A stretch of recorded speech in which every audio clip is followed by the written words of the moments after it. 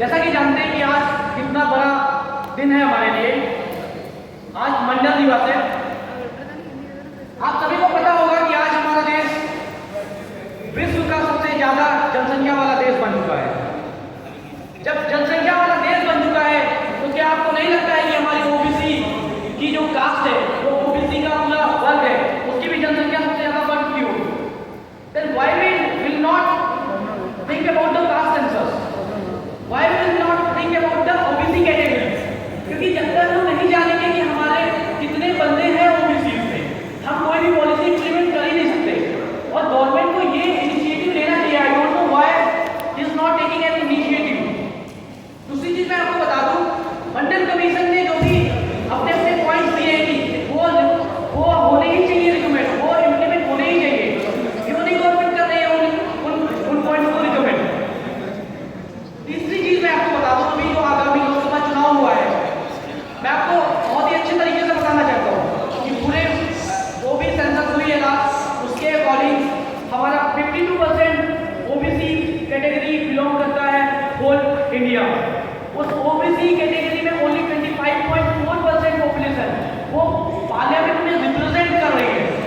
और उसके अगेंस्ट अगर हम जनरल पॉपुलेशन की बात करें, 28% population is present in the general category and there is 25.8% peoples are representing in the parliament. जब बड़े पैमाने पे पार्लियामेंट में ही हमारा ओबीसी कैटेगरी नहीं रिप्रेजेंट करेगा तो हम कैसे अपने ओबीसी कैटेगरी को आगे बढ़ा पाएंगे? Third point I want to mention that, sir मैं बात करना चाहूंगा यहाँ पे अहिर रेजिमेंट की भी मैं बात करूंगा। सर हमारी गवर्नमेंट हमारे ओबीसी भाइयों ने कितना ज्यादा आवाज उठाया कि बैटल ऑफ ब्लैसिंगला में जो 120 अहिर जवान थे, 1400 चाइनीज आर्मी को उन्होंने डिफीट किया था। सर उनकी निडरता और साहस का कुछ तो उनको इनाम दीजिए। सर अहिर रेजिमेंट के बारे में बात करूंगा। और मैं बात करूंगा सर सोशल डिस्क्रिमिनेशन की। सर अदर बैकवर्ड क्लासेस का social discrimination, sir I am from UP, I know sir वहाँ पे कैसे सोशल डिस्क्रिमिनेट किया जाता है ओबीसी को। सर अभी रिसेंट में मेरठ में ऑनरेबल अखिलेश यादव सर गए थे एक मंदिर में, और जब वो वहाँ से बाहर निकले तो वहाँ के मंदिरों को धुलवाया गया अपर कास्ट के लोगों ने। I don't know who is this people are, but sir कहीं ना कहीं ये दिखाता है कि कहीं ना कहीं सर हम डिस्क्रिमिनेट हो रहे हैं। थर्ड पॉइंट सर मैं बताऊंगा आपको कि अभी सर यूपीपीसीएस का कट ऑफ निकला है प्रीलिम्स का 2023, और उसमें जो प्रीलिम्स का कट ऑफ गया है for the OBC that is 127 marks, and when we talk about the general this is 125 marks. तो सर कहीं ना कहीं हमारा तो पतन हो रहा है सर। और मैं आपको बता दूं कि सर जो ग्रुप ए सर्विसेज है, ग्रुप ए सर्विसेज में मात्र 16.88% peoples are representing in the group A services, and when we talk about the group B services only 15.77% peoples are representing in the group B services in the OBC. एक चीज मैं आपको एक चीज बता दूं, ज्यादा टाइम है नहीं, मैं बहुत ही शॉर्ट में और बहुत ही ब्रीफ में आपको बताते चलता हूँ। कहीं ना कहीं अगर हम प्राइवेट सेक्टर की बात करते हैं तो प्राइवेट सेक्टर में भी ओबीसी को रिप्रेजेंटेशन की जरूरत है। अगर हम प्राइवेट सेक्टर में नहीं रिप्रेजेंट करेंगे ओबीसी को तो आगे हमारे भाई बंधु हैं वो नया स्टार्टअप कर पाएंगे, क्योंकि हमें कहीं ना कहीं पता है हमारा बैकग्राउंड उतना अच्छा नहीं है, हमारी चीजें उतनी अच्छी नहीं है। And sir one more thing I want to conclude that कि sir we don't need reservation, but it was a fair and equitable competition. Sir हमें नहीं पहले चीजें मिली हैं, that's why we need reservation.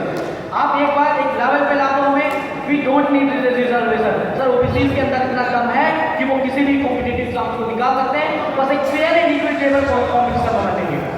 उसी के साथ मैं अपने स्पीच को कंक्लूड करूंगा विद द श्लोक ऑफ गीता।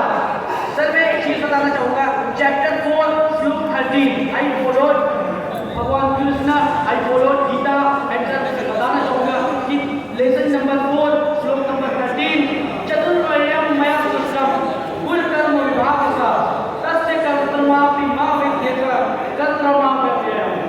सर मैं आपको बताना चाहूंगा, ये भगवान श्री कृष्ण बोलते हैं, भगवान श्री कृष्ण बोलते हैं कि सर आई क्रिएटेड 4 वर्ण सिस्टम, आई क्रिएटेड 4 वर्ण system on the basis of your Karma and action.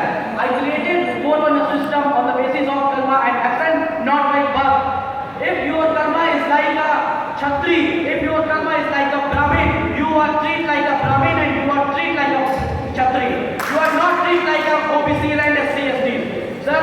एक चीज़ बस आप, अगर मैं उन सब ये वीडियोस के थ्रू जाएगा, लोगों से कनेक्ट करेगा, मैं उन सभी से बोलना चाहूँगा कि सर अगर या तो आप सनातन धर्म को मानिए या फिर भगवान श्री कृष्ण को मानिए। भगवान श्री कृष्ण ने साफ साफ शब्दों में कहा है कि there is no caste system. और सर हमारा एक ही मेन मोटो होना चाहिए कि कास्टलेस सोसाइटी। हमारा जो मेन मोटो होना चाहिए वो होना है चाहिए कि कास्टलेस सोसाइटी। जिस दिन हमारा ये मेन मोटो होगा, हमारा कंट्री बहुत ही डेवलप करेगा और हम सब भी बहुत डेवलप करेंगे। और सर एक लास्ट में पॉइंट ऐड करना चाहूँगा, कहीं ना कहीं sir we have to change our psychology. Sir आज मैं यूपी से बिलोंग करता हूँ सर, वहाँ पे 17 से 18 साल में लड़कों का ब्याह कर दिया जाता है। जब लड़का 20-21 साल का हो जाता है तो उसकी शादी की बात बनती है। सर जब तक बच्चा मैच्योर नहीं हो जाता, कुछ ना कुछ कर लेता, हम सर क्यों ऐसा करते हैं? When we talk about the gender category, they will implement, वो अपने बच्चों को सबसे पहले मैच्योर बनाते हैं, पढ़ाते हैं और एक अच्छा जॉब क्रिएट करते हैं। देखो इस चीज़ों के बारे में सोचते हैं। हमें अपनी साइकोलॉजी भी चेंज करनी होगी, ये हम सबको सोचना होगा। एंड तभी हमारा ओबीसी कैटेगरी आप देखेंगे कि एक टाइम में इतना मैच्योर हो जाएगा कि शायद सर जनरल को रिजर्वेशन मांगना पड़ेगा। Thank you so much, thanks a lot.